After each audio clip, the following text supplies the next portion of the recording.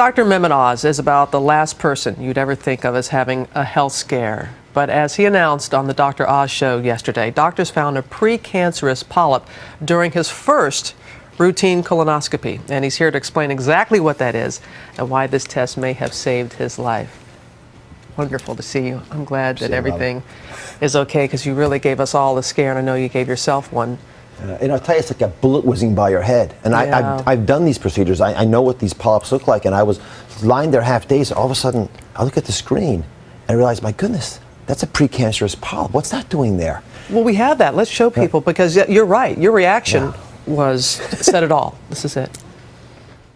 I got a phone call from Dr. O'Toole, and she told me that this polyp was adenomatous. It was adenomatous. So you have the kind of polyp where, had it been left in, could have developed into a cancer over time. How long? It could have been 7, 10, 15 years before that thing started to turn. You just turned 50. Yeah. You wanted to have this done because everyone talks about it, but you're thinking, oh, I don't really need to do this. You know, I was checking the box, Robin. I mean, it's so arrogant to me, and I feel so humbled by it, but almost ashamed even that this whole process happened. And I procrastinate like a lot of guys do. And I've been talking about getting colonoscopies at age 50. I thought, well, I might as well just get my test done, and I'll show everybody how easy it is. And when you go through it, you begin to realize it is a little more challenging. But I don't want anyone to walk away from this thinking, you know what, Oz does all the right things, and he had a pop, so why should I bother? That's not the message at all. Part of doing the right thing is getting the colonoscopy.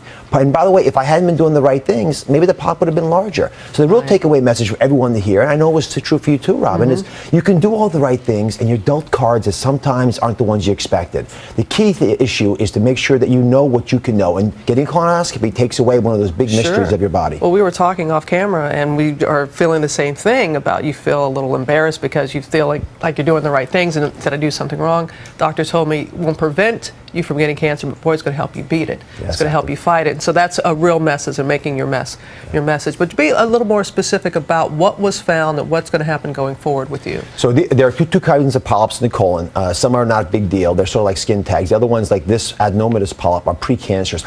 All colon cancers pretty much come from these polyps, but not all of these polyps become cancers.